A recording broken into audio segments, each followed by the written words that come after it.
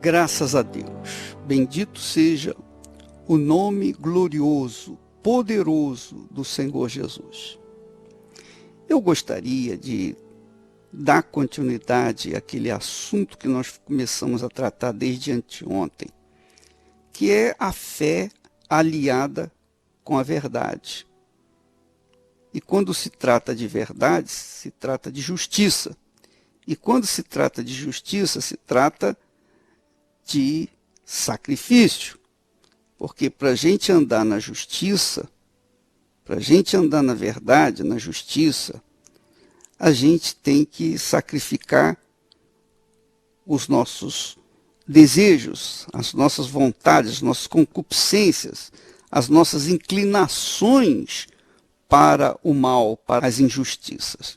E eu queria que você, minha amiga, meu amigo ouvinte, especialmente você que é pastor, você que trata de pregar o evangelho, você que foi chamado e escolhido para pregar o evangelho, que tem a unção do Espírito Santo para pregar o evangelho, você que tem a unção para divulgar a palavra da verdade, esse é um privilégio de poucos, mas um privilégio que carrega em si uma enorme responsabilidade, uma tremenda responsabilidade.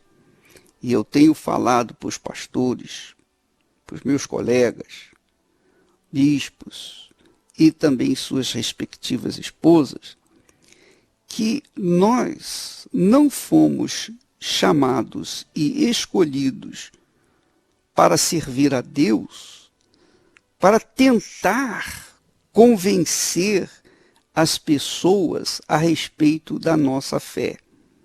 Não, essa não é a nossa tarefa. Nossa tarefa não é convencer ninguém a respeito da nossa fé. Nós temos a obrigação, por conta da nossa chamada, de levar às pessoas o conhecimento da verdade, a consciência da verdade, a consciência da fé, ou a fé consciente. Nós não fomos chamados para convencer ninguém que a Igreja Universal do Reino de Deus é ótima, ou é melhor, ou é isso, ou é aquilo. Nada disso. Nós somos chamados para ensinar, conscientizar as pessoas a respeito da verdade. Para que nós possamos fazer isso, nós temos que viver a verdade. Nós não podemos tentar transmitir uma coisa que nós não vivemos. Eu prego aquilo que eu vivo, e o que eu vivo é o que eu prego. Então, minha amiga e meu amigo ouvinte, fique sabendo de uma coisa. Quando Jesus esteve entre os fariseus, os saduceus, os hipócritas, os religiosos hipócritas, eu não sinto, eu não vejo, eu não consigo vislumbrar um discurso do Senhor no sentido de convencer aqueles hipócritas ou religiosos hipócritas. Não. Ele simplesmente falava a verdade. Ele dizia, pregava, ensinava, orientava, ele falava. Agora, a responsabilidade de crer ou de não crer era dos ouvintes. Claro, quando Jesus ensinava a palavra, aqueles que criam eram salvos. Aqueles que não criam já estavam condenados. Já estavam condenados. É como ele mesmo disse para os seus discípulos: ide e pregai o evangelho a toda criatura. Ide pelo mundo e pregai o evangelho a toda criatura. Quem crer e for batizado, será salvo. Quem não crê, já está condenado. Então, dois tipos de pessoas que nós temos no mundo: os que creem e os que não creem. Os que creem serão salvos. Os que não creem já estão condenados. Então, a nossa missão, eu digo isso por mim mesmo, a minha missão é levar o Evangelho, é pregar a verdade que liberta, a verdade que conduz à vida, a verdade que conduz o trono de Deus. É claro que quando nós falamos, tratamos da verdade, nós estamos falando e tratando de sacrifício. É de sacrifício, porque para você vencer nesse mundo, você normalmente tem que mentir, você tem que enganar, você tem que iludir, você tem que fazer das tripas coração. É muito mais fácil vencer neste mundo na base da mentira do que da verdade. Porém, quem vence neste mundo na base da mentira, lá na frente, lá no futuro, vai pagar o preço. Você verifica, por exemplo, aqueles que roubaram tanto a Petrobras e outras empresas do governo federal e que têm roubado do governo estadual e que têm roubado do governo municipal, esses cedo ou tarde vão pagar suas contas. Porque a mentira não prevalece, nunca prevaleceu, nunca venceu. Ora, o dia que a mentira vencer, prevalecer, então a justiça será injustiça, será injusta. Então a mentira não prevalece, a pessoa pode até ganhar naquele momento, é como nós temos visto. Muitos rapazes, muitos jovens e moças, né, têm se utilizado, têm feito contrabando ou têm ganho dinheiro na base da droga, na desgraça dos outros. Eles ficam ricos da noite para o dia, porém, depois acabam morrendo na mão da polícia.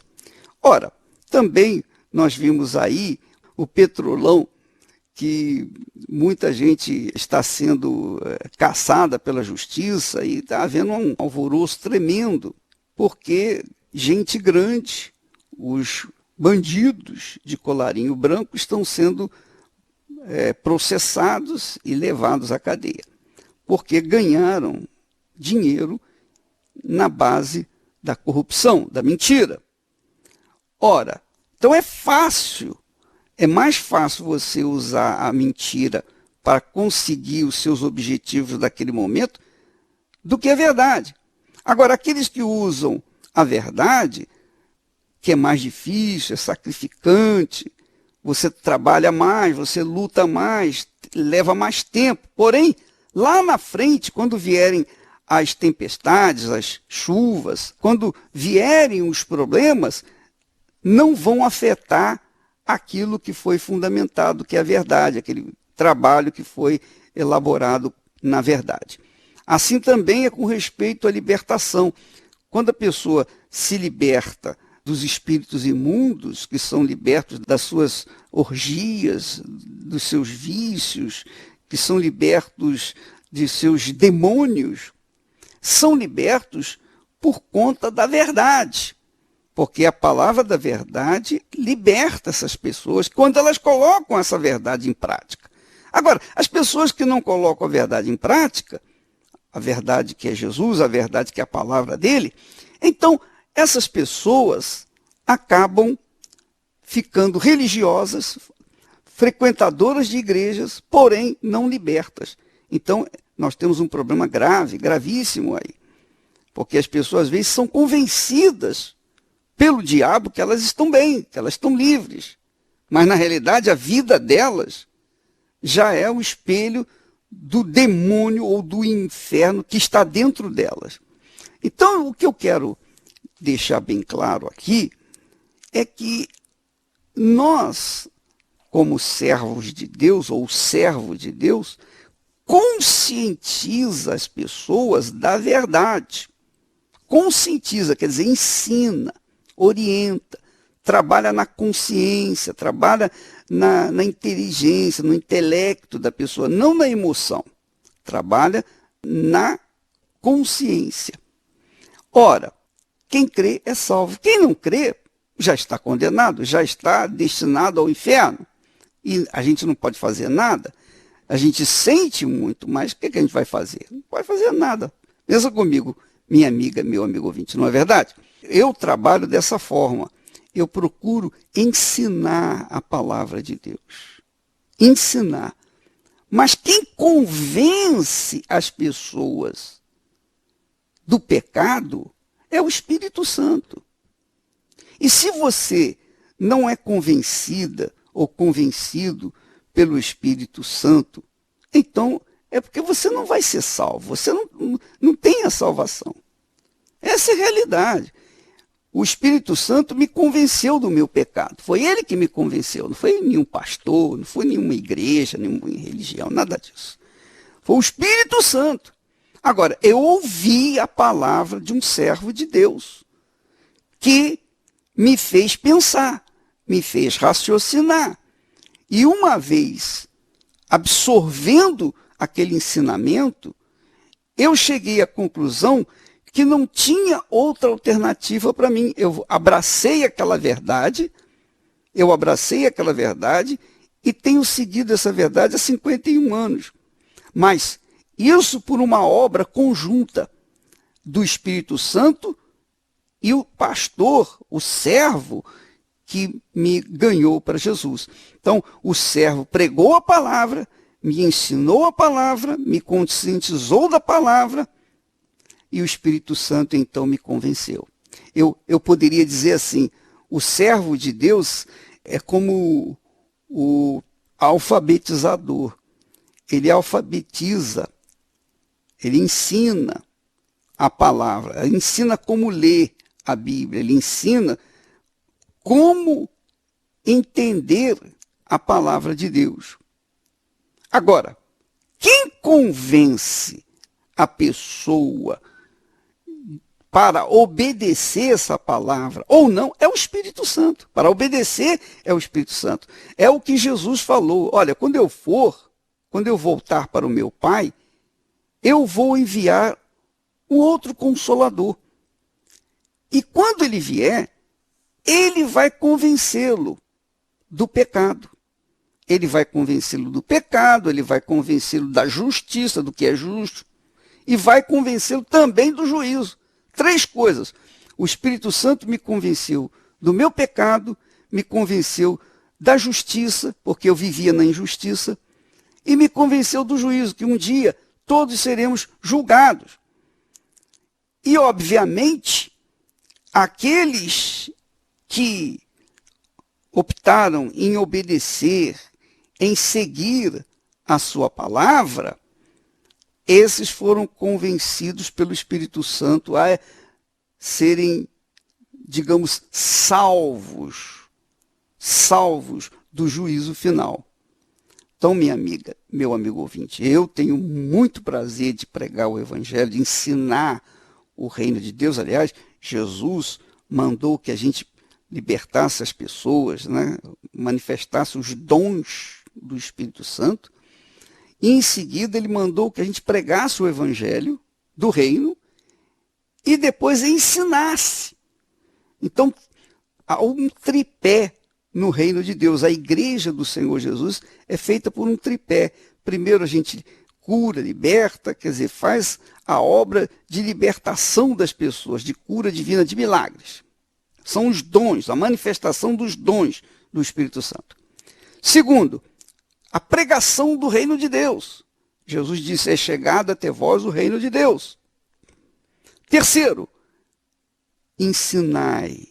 Jesus disse, ensinai a todas as nações, ensinai, fazei discípulos. Então, o meu trabalho se restringe justamente a esse tripé.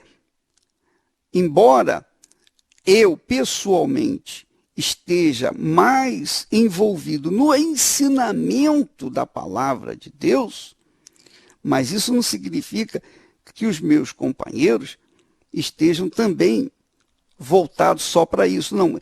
Muitos, a maioria deles, estão curando os enfermos, libertando os oprimidos, salvando as pessoas, ensinando a palavra e também pregando o reino de Deus. Ora, isso é uma conscientização total. Obviamente, quem convence não é o pastor, mas o Espírito Santo. Então eu digo para os pastores meus, eu digo, olha, nossa obrigação não é convencer ninguém. Por exemplo, quando eu falo sobre os dízimos e as ofertas, eu ensino. Quem crê e praticar aquele ensinamento, segundo a palavra de Deus, vai ser beneficiado, vai ser abençoado, vai ser salvo da sua miséria, vai se livrar da sua miséria, vai se livrar da sua desgraça. Quem não crê, não sou eu que vou convencê-lo. Eu não tenho condições de convencer ninguém, e ainda que tivesse, eu não o faria, porque se eu convencer alguém, tiver sucesso no convencimento, alguém a ser dizimista, eu tenho certeza que lá na frente, amanhã, outro vai ter também poder para convencer aquela mesma pessoa de outra coisa, para não ser dizimista. Então, quando o homem convence, a pessoa não é convencida. Mas quando o Espírito Santo convence, então a pessoa é convencida. Eu sou dizimista com muito prazer, com muita honra, com muito privilégio, porque eu fui convencido pelo Espírito de Deus. Ninguém me convenceu. Foi o Espírito Santo que me convenceu.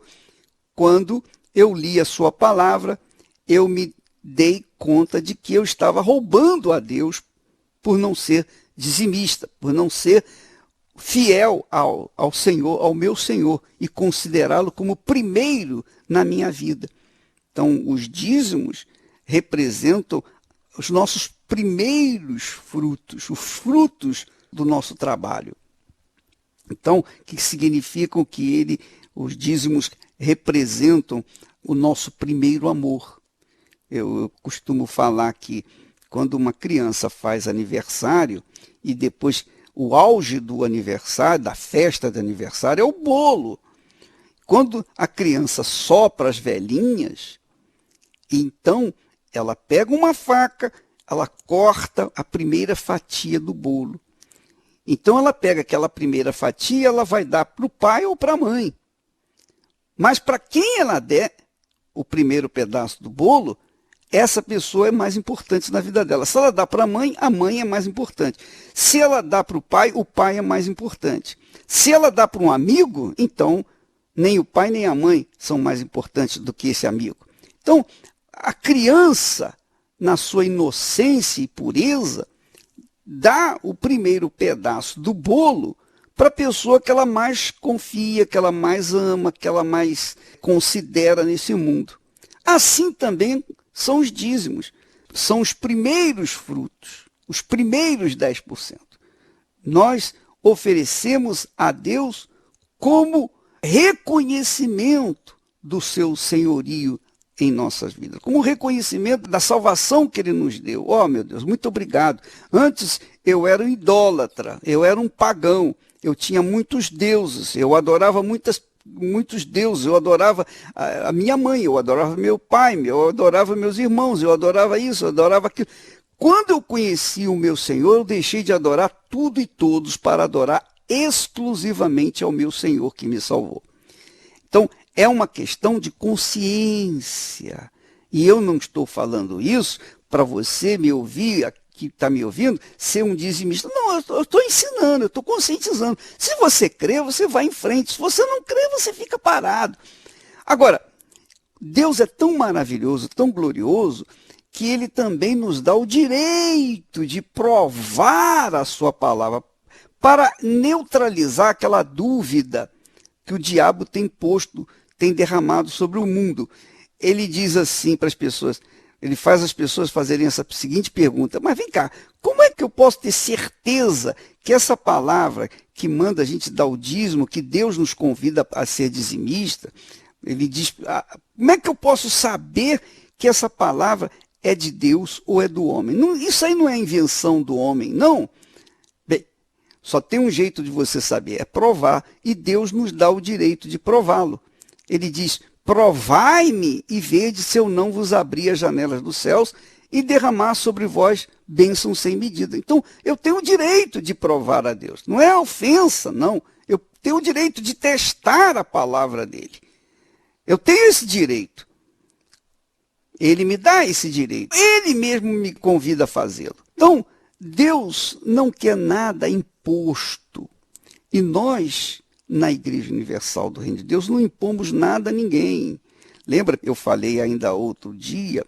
Eu disse o seguinte: há muitos crentes e pastores e igrejas levantando uma bandeira contra o movimento gay, contra o casamento de homossexual, de lésbica, etc, etc, etc. Eu pergunto, Jesus faria isso se estivesse vivendo no nosso tempo? Eu não creio que ele faria, porque no tempo dele já havia homossexuais, lésbicas e etc. Jesus não falou nada.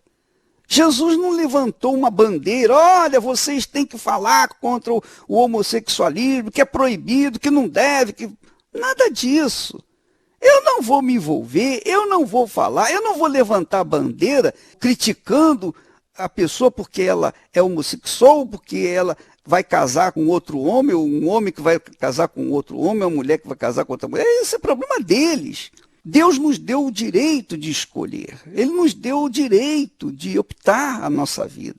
Cada um segue a sua fé. Se a pessoa tem fé para ser homossexual, é o problema dela. É uma situação pessoal. Não sou eu que vou impor a minha fé para ela, de forma nenhuma. Nem Deus faz isso. Deus não faz isso. Imagine se Deus cerceasse ou amarrasse o diabo e impedisse o diabo de trabalhar. Então, ele seria injusto, porque o diabo poderia dizer assim: peraí, eu sou o mal, tu és o bem, mas o senhor não me deixa trabalhar em liberdade? Isso não é justo. Então, Deus permite que o diabo trabalhe com certa liberdade para que haja justiça da parte de Deus em tudo que ele faz e fez.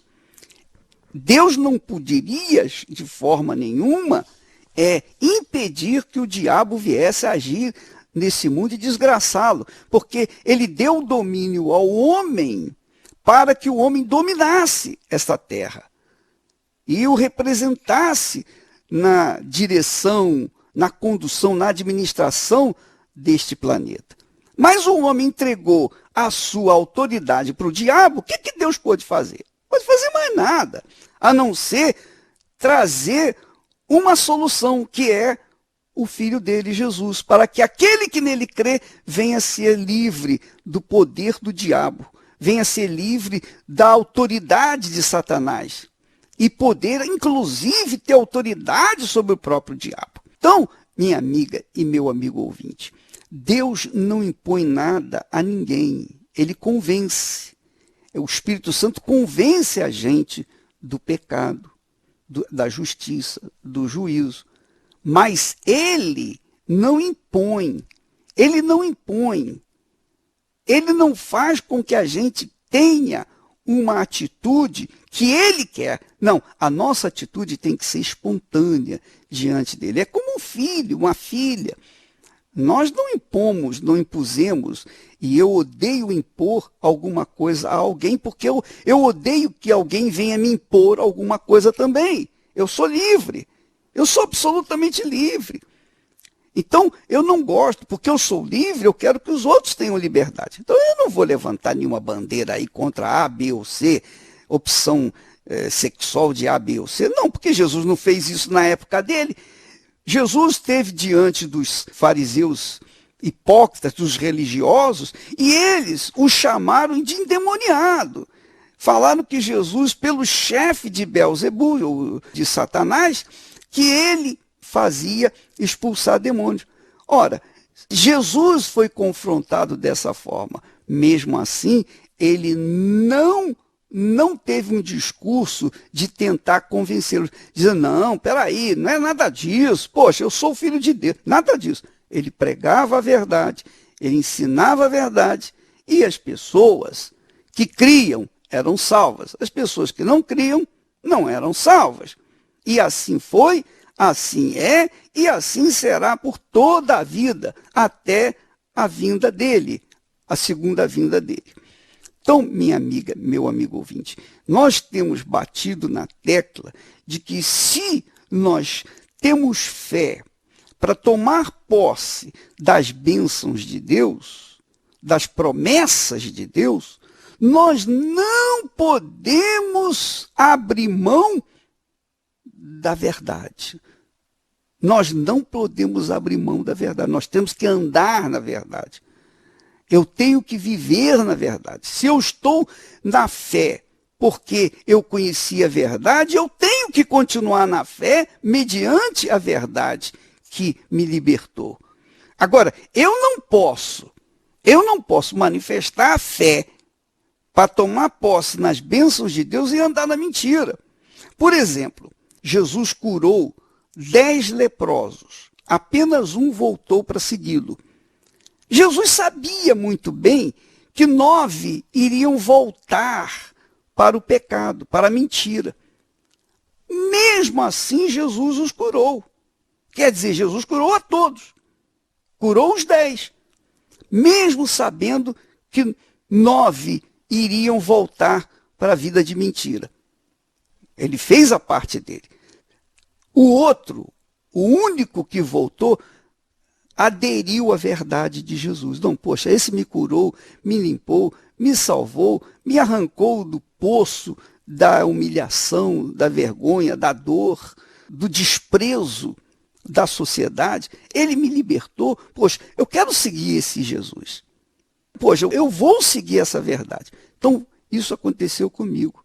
Eu era um desses leprosos. E graças a Deus eu voltei para agradecer e continuo agradecendo ao meu Senhor pelo que Ele fez na minha vida.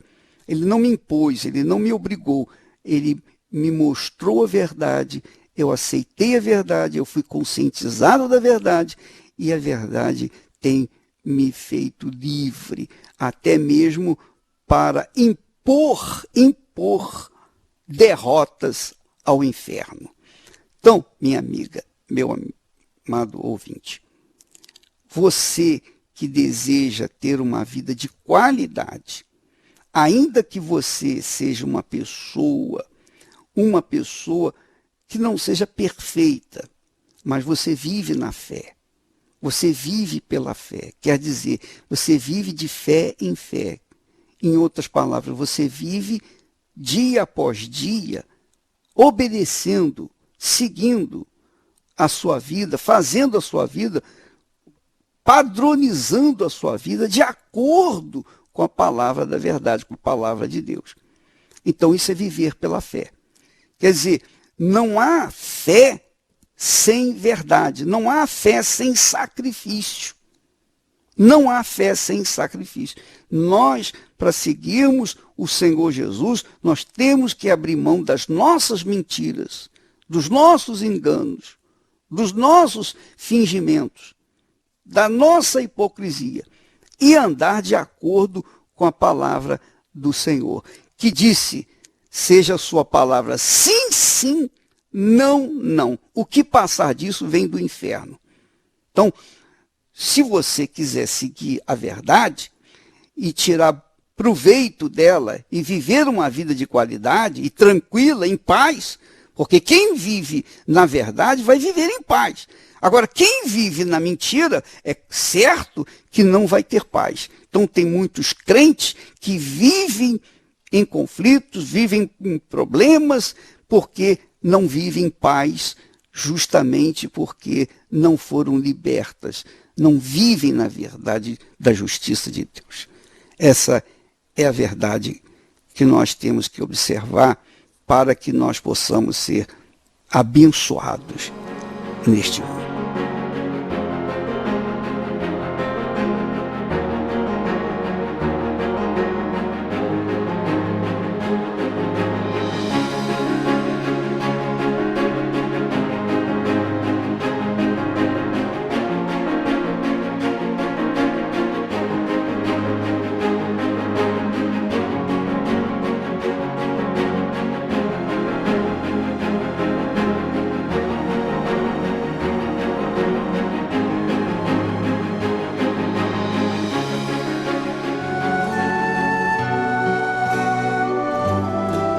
A fé e a inteligência trabalham juntas. Embora a fé seja encarada como loucura para esse mundo, ela é inteligente porque nos faz saber que temos direito à felicidade. A fé faz com que recusemos uma vida de derrotas e conquistemos uma vida de vitórias. Se tudo não está de acordo com os seus ideais, está na hora de você refletir com a sua inteligência e usar a sua fé para trazer à existência os desejos de seu coração. Igreja Universal do Reino de Deus.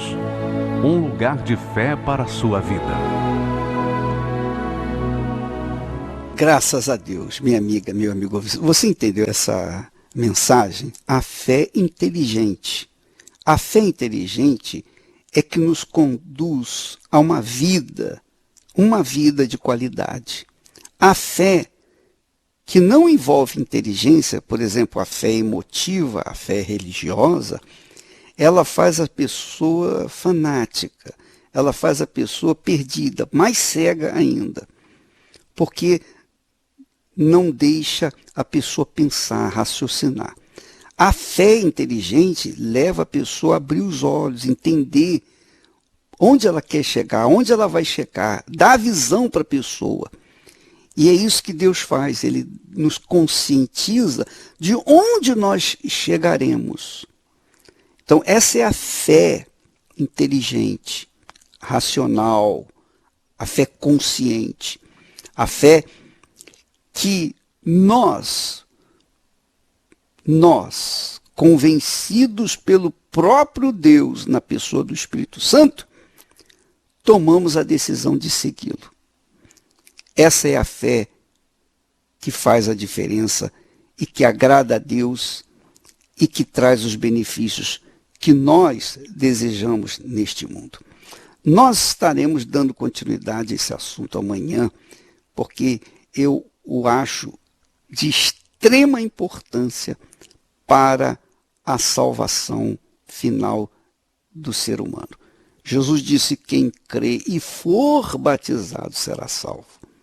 Então, não basta crer, tem que ser batizado, tem que assumir a fé, tem que assumir as suas palavras, seguir, obedecer a sua palavra, para poder tomar posse da salvação.